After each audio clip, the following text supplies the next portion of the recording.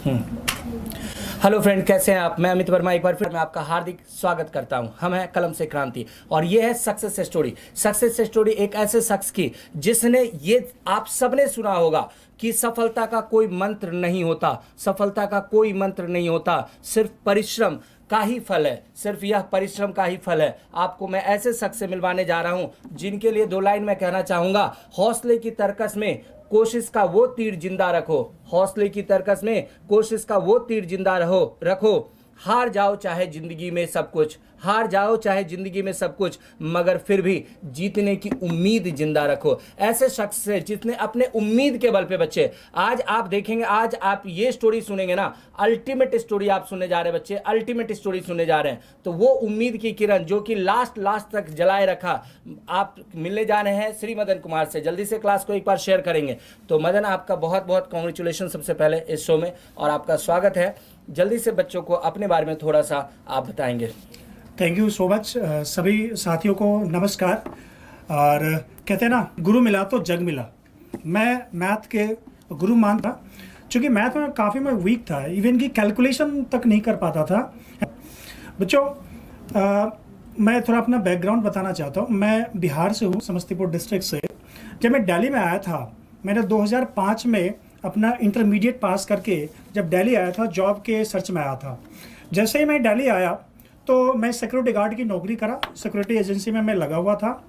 और एक दिन रास्ते में जा रहा था तो एक कोचिंग देखा, फाउंडेशन रोहिणी में था, ठीक है। तो वहाँ से मुझे ना ललक हुआ कि भाई मुझे कुछ आगे बढ़ना चाहिए, मुझे कुछ सीखना चाहिए। तो मुझे लगा पहले ग्रेजुएशन कर लूँ। तो मैंने 2005 में अपना इंटरमीडिएट पास करने के बाद 2009 में दिल्ली यूनिवर्सिटी में सोल से, है ना, ओपन आप जानते होंगे, वहाँ इनरोलमेंट करा। फिर वहाँ से मैंने ग्रेजुएशन पास करा। ग्रेजुएशन के फाइनल ईयर में, ठीक है, ग्रेजुएशन मैंने बीए करा। तो बीए जो है, जिसमें भाई मैथ से कोई लेना देना नहीं, रीजनिंग से कोई लेना देना नहीं है, उसमें भी इंग्लिश भी था, 100 मार्क्स का इंग्लिश होता था। तो बहुत ज़्यादा कॉम्पिटिटिव लेवल एग्जामिनेशन के लिए मैं प्रिपेयर नहीं था, ठीक है। तो लगा कि भाई कोचिंग ज्वाइन करना चाहिए। कोचिंग जीएस थोड़ा बहुत ठीक था, इंग्लिश भी ठीक था। तो मैंने सर के कोचिंग लिया रोहिणी में। वहाँ से एक एक चीज़ मैंने सीखा है, इवन की कैलकुलेशन वगैरह जो छोटी छोटी चीज़ होती है ना। मतलब 7 साल 8 साल गैप के बाद कोई बच्चा अगर स्टार्ट करता है तो आप खुद समझ सकते हो कि कितना प्रॉब्लमेटिक ये चीज़ है, ठीक है। और वैसे भी जो मेरा एकेडमिक रहा है, 10th में 12th में बस एग्ज़ाम दिया, पास कर, बस मैं एक डिग्री लेकर आया था 10th 12th का। और थोड़ा बहुत मैंने ग्रेजुएशन में पढ़ाई किया था। उसके बल पे मुझे लगा कि जिस ऑफिस में मैं काम कर रहा हूँ, ठीक है, तो वहाँ के जो परमानेंट, वैसे सिक्योरिटी गार्ड छोड़ने के बाद मैं विद्युत भवन, जो एनडीएमसी का ऑफिस है दिल्ली में, तो उसमें मैं काम कर रहा था विद्युत भवन में। तो वहाँ से देखा कि जो गवर्नमेंट एम्प्लॉय है, जो सरकारी नौकरी करते हैं, उनकी जो तनख्वाह है, सैलरी है, वो लाखों में है, ठीक है। और महज मुझे 5500 रुपया मिल रहा है। तो कहीं ना कहीं अंदर से चीज़ ना खुश, कहते हैं ना, कचोटता था, काटता था। तो मुझे लगा भाई उन लोगों से मैंने बात करा तो ऐसे ऐसे एग्ज़ाम होता है। मुझे कॉम्पिटिटिव लेवल एग्जामिनेशन के बारे में कुछ भी पता नहीं था वहाँ पे। तो वहाँ से थोड़ा बहुत पता चला। तो फिर मैं कोचिंग के सर्च में रहा। फिर सर से मुलाकात हुई। ह्यूज अमाउंट था उस टाइम मेरे ख्याल में 12 या 13 हज़ार था उस टाइम में। कभी 1500, कभी 2000 करके मैंने अपने पूरी फीस जमा कराई, क्योंकि सोर्स ऑफ इनकम नहीं था, नौकरी मैं छोड़ चुका था और छोटे छोटे बच्चों को मैं ट्यूशन पढ़ाया करता था, ठीक है। तो उसी से जो मंथली बच्चे फीस देते थे, ठीक है। तो वहाँ से मैंने देखा कि भाई इंग्लिश ठीक ठाक है।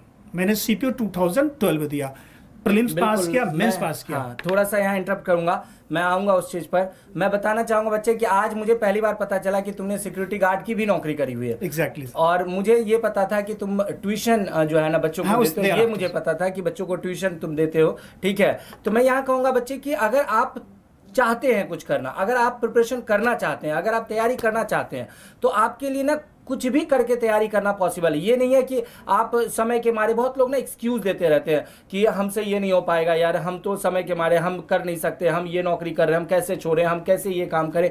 लेकिन मैं उन बच्चों को चुन चुन के आपके पास लाना चाहता हूं जिनकी स्टोरी ना ऐसी स्टोरी है जो बहुत ही सुनने वाली, बहुत ही विषम, बहुत ही ऑड, बहुत ही डिफरेंट और बहुत ही मोटिवेटिंग स्टोरी है। तो उसी मोटिवेटिंग स्टोरी के बारे में आज हम लोग बात कर रहे हैं बच्चे। ये बहुत बड़ी बात है कि मदन ने अपने आप को कहां से शुरुआत करी, सिक्योरिटी गार्ड की नौकरी से शुरुआत करी। भाई मैं सच में नहीं जानता था और मुझे लगता है कभी कभी कि मेरा संघर्ष बड़ा है, लेकिन जब ऐसी स्टोरी सुनता हूं ना तो मैं खुद मोटिवेट हो जाता हूं। मुझे लगता है नहीं, मेरे से भी ज्यादा संघर्ष औरों का बड़ा है। ठीक है, मेरे से भी ज्यादा संघर्ष औरों का बड़ा है।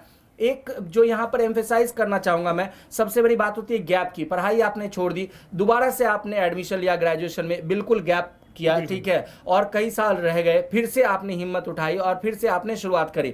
अब मैं थोड़ा सा जो बैकग्राउंड मेरे पास तुम्हारा आया है मैं उसके बारे में पढ़ना चाह रहा हूँ। ठीक है, आप लोग ध्यान से सुनना, इसने कहाँ कहाँ संघर्ष किया, कितना कितना एग्जाम कहाँ कहाँ से पास हुआ है। बहुत इंपॉर्टेंट बात बताने जा रहा हूँ, बहुत ही ध्यान से सुनना। आप लोग हिम्मत हार दोगे, मैं हिम्मत हार सकता था लेकिन इस भाई ने हिम्मत नहीं हारा। 2012-13 में प्री और मेंस सीपीओ का क्वालिफाई किया।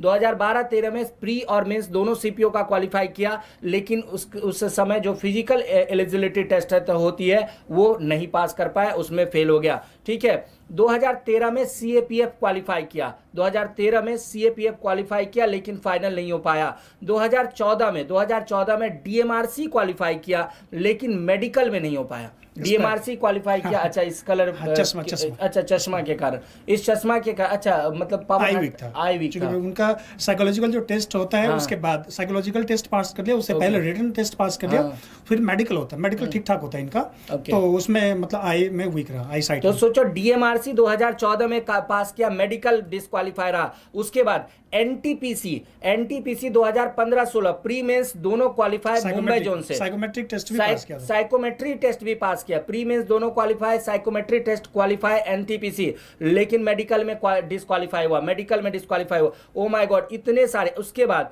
4 बार एसएससी प्री और मेंस दोनों क्वालिफाई, 4 बार एसएससी प्री और मेंस दोनों क्वालिफाई, और उसके बाद फाइनली 2016 में एसएससी में सेलेक्टेड हुआ। एसएससी में सेलेक्टेड हुआ किस पोस्ट पे? टैक्स असिस्टेंट के पोस्ट पे। 2016 में एसएससी टैक्स असिस्टेंट के पोस्ट पे मतलब सेलेक्ट हुआ। अभी अच्छे पोस्ट पे असिस्टेंट, आप जानते हैं असिस्टेंट ESIC मतलब अच्छा पोस्ट होता है। ठीक है, 2 तरह से आप असिस्टेंट को काउंट कर सकते हैं। एक असिस्टेंट जैसे टैक्स असिस्टेंट में भी कहते हैं, लेकिन उससे ऊपर लेवल का होता है, सिर्फ असिस्टेंट अगर पोस्ट में लगा रहता है तो। ठीक है, ये इनको हम लोग जूनियर सेक्शन ऑफिसर भी कहते हैं। बहुत जगह पे इस पोस्ट का नाम जूनियर सेक्शन ऑफिसर भी होता है। ठीक है, तो इस पोस्ट पे ये अभी पोस्टेड है, तैनात है अभी दिल्ली में ही हो ना, किस ऑफिस में?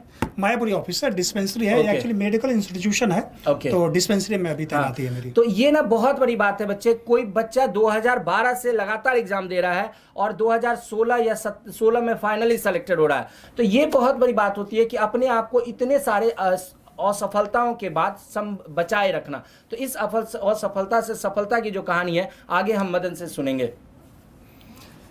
बार बार जैम में आता था, पढ़ने का तो शौक था, चूँकि ग्रेजुएशन में मैंने एडमिशन ले लिया था, तो एक लाइन मुझे बार बार याद आता था कि पथ क्या पथिक कुशलता क्या, राहों में त्रिशूल बिछे ना क्यों हो, नाविक की धैर्य परीक्षा क्या, जब धाराएं विपरीत क्यों ना हो।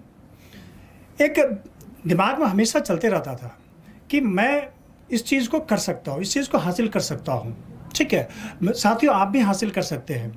जब सर का कोचिंग रोहिणी में था तब मुझे थोड़ा सा मोटिवेशन मिला था, और इसी दरमियान कभी कभी सर मुखर्जी नगर में बुला लेते थे जब क्लास होती थी, तो वहाँ पे जाके मैं देखता था कि भाई हमसे ज़्यादा एजिड कैंडिडेट, क्योंकि वो सिविल प्रिपरेशन में भी थे और भी एसएससी और भी बैंकिंग कई सारे तमाम चीज़ों में, तो मुझे और मोटिवेशन मिलता था कि if they can do why can not I, भाई मैं क्यों नहीं कर सकता।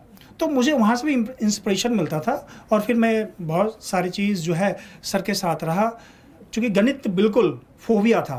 ठीक है, गणित समझ में नहीं आती थी, सर के साथ में रहा, सर से अटैचमेंट हो गई थी, आधी बात समझ में नहीं आती थी, फिर भी मैं एक तरीके से लगा रहा, 20% 25% समझ में आता था। तो मैंने क्या किया कि कभी कभी क्या होता है कि अब जैसे बारिश का मौसम है ये बहुत है ना, कोई ऐसा चीज़ हो गया कि जिससे बच्चे नहीं आते और छुट्टी हो जाती है। तो मैं उस दरमियान ज़रूर जाता था भींगते हुए भी, कि भाई सर मिलेंगे मैं डाउट पूछ लूँगा, या कुछ बच्चे और आएंगे तो क्या होगा कि उनके पास भाई टाइम होगा और कोचिंग होगी नहीं, क्लास तो होगी नहीं तो मैं अपना डाउट क्लियर करवा लेता था। तो बहुत सारे मेरे मित्र भी रहे और धीरे धीरे क्लास में क्वेश्चंस जितने भी मैंने पूछे सर ने एक एक करके जवाब भी देते थे, और ताकि मेरा कॉन्फिडेंस और है ना बढ़ता जाए। और मैं इसके लिए सर को बहुत बहुत धन्यवाद करता हूँ।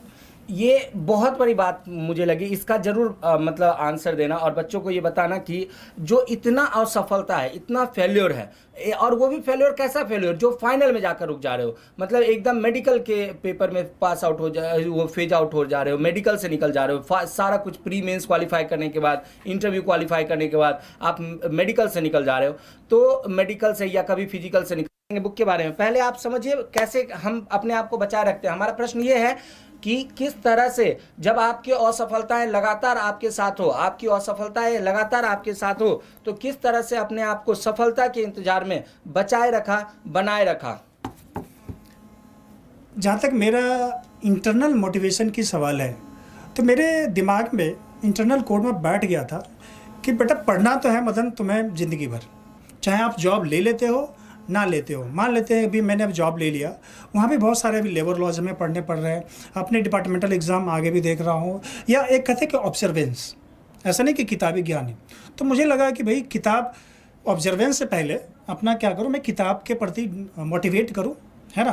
तो किताब पढ़ता रहा, अपना ग्रेजुएशन मैंने क्लियर करा, कोचिंग लेता रहा, है ना। कहते हैं ना सर कि भाई सुखार्थी को विद्या कहाँ और विद्यार्थी को सुख कहाँ। क्या बात है, सुखार्थी को विद्या कहाँ, विद्यार्थी को सुखार्थी कहाँ, सुख कहाँ, सुख कहाँ। मतलब आप समझ गए होंगे, हालांकि मैं थोड़ा एलेबरेट कर दूं, यदि आप सुख लेंगे तो विद्यार्थी नहीं है, और विद्यार्थी अगर हैं तो सुख की आवश्यकता नहीं है या ज़रूरत नहीं है या आपको मिलेगी नहीं।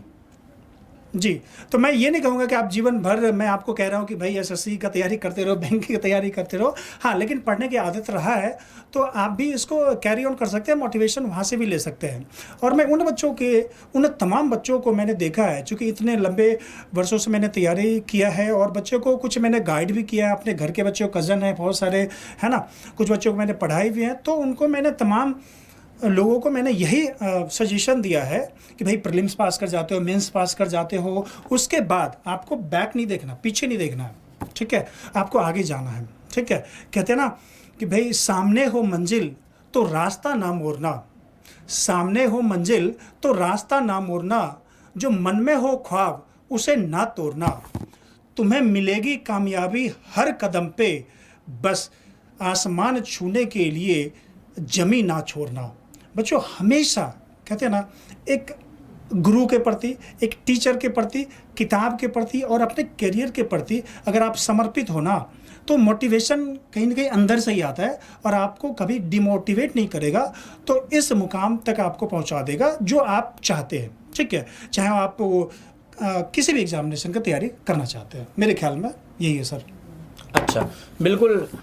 एक दो लाइन सुनाना चाहूँगा इसके, इस मेहनत के कारण, इस मेहनत के कारण बच्चे कहते हैं, मेहनत करो कि किस्मत भी बोल उठे, मेहनत करो इतनी कि किस्मत भी बोल उठे, ले बेटा ये तेरा हक है। इसने इतनी मेहनत करी है बच्चे अपने सक्सेस के लिए, कि इसके लिए जो है ना, कहा कि लो अब ये मिलेगा ही तुम्हें, चाहे तुम्हारे भाग्य में लिखा हो चाहे नहीं लिखा हो। कहते हैं ना, भाग्य में भी लिखना पड़ता है, भाग्य को भी लिखना पड़ता है कि तुम्हें तो ये मिलेगा ही मिलेगा। डेफिनेटली इसकी पूरी स्टोरी धीरे धीरे करके हम एक एक परत आराम से अच्छे से खोलेंगे बच्चे।